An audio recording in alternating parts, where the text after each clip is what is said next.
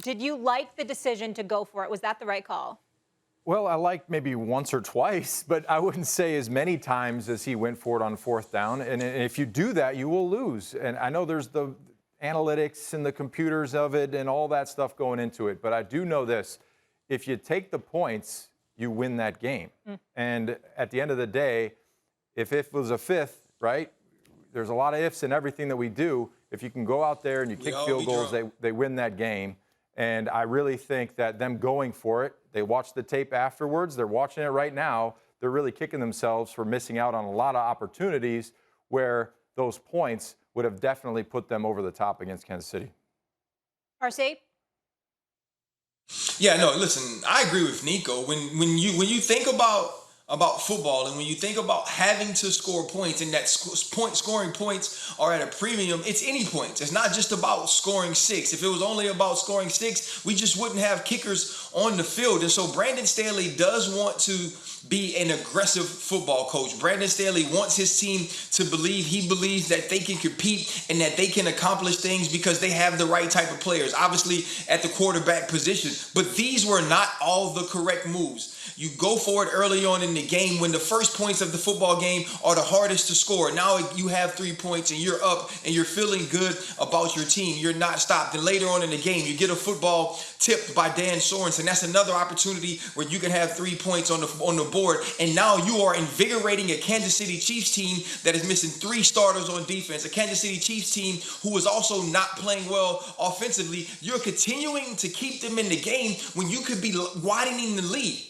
And so to me, Brandon Staley has coached this way the entire season, and sometimes it's worked, sometimes it hasn't. But I do believe what Nico says is true. It's not that I don't want him to go ever on fourth down. I want him to be calculated about not only what it means analytically or not what it means on the scoreboard, sometimes what it means mentally, sometimes what it means as far as momentum.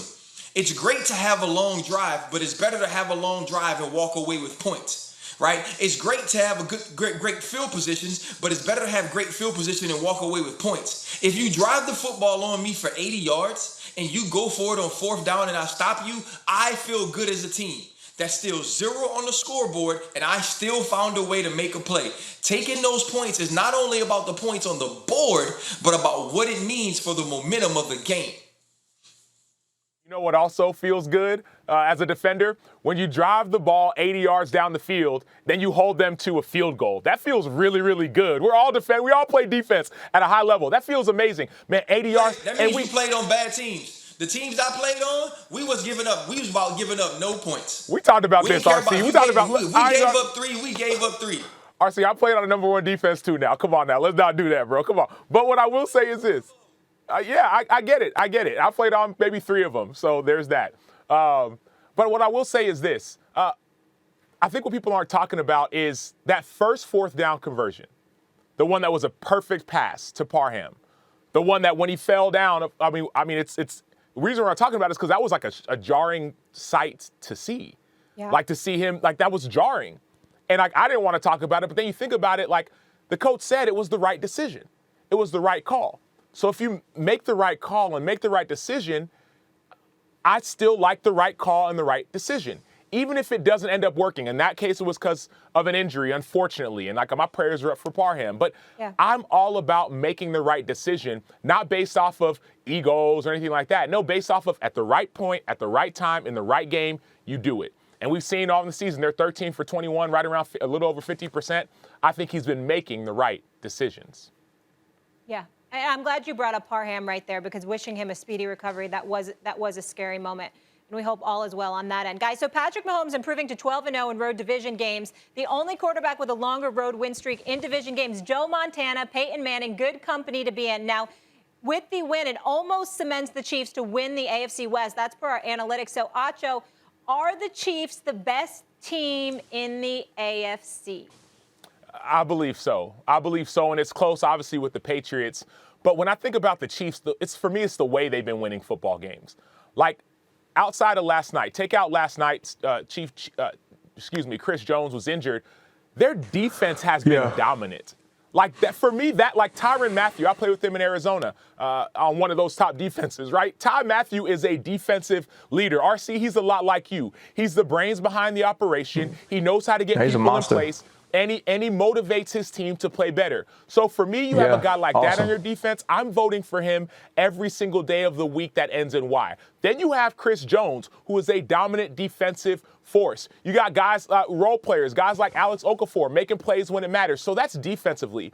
And then we can roll it around to the offense. The Chiefs' offense has sputtered. Even though they've won on this winning streak, they've sputtered. The only time they scored those 40-plus points was against the Raiders. And the Raiders aren't good. Let's put it that way. Let's just throw that out there. So if I just had to say it, I don't know a better way to say it.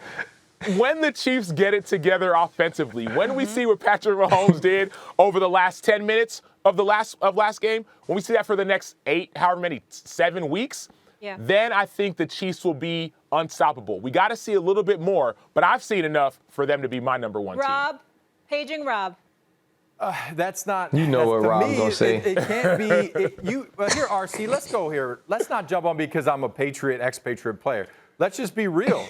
You look at the Patriots and how they're playing. You can't say that their defense isn't the best in the league right now. You can't say that they don't have the most takeaways of anybody right now. You can't say that their offense isn't imposing their will on other teams and literally saying, we're going to run the football from A to B and you can't stop us. So the Patriots, in my view, just watching based on football itself, Kansas City last night, yes, they are very potent. And at some point, you could catch lightning in a bottle. But then there's also moments where you're like, what was that? What was that throw? Patrick Mahomes just threw a ball, wide open guy, threw it into the turf. Like stuff that we haven't seen the Kansas City Chiefs do in a long time. So there's moments in that game last night where Kansas City probably should have lost. Thanks for watching ESPN on YouTube. For live streaming, sports, and premium content, subscribe to ESPN+.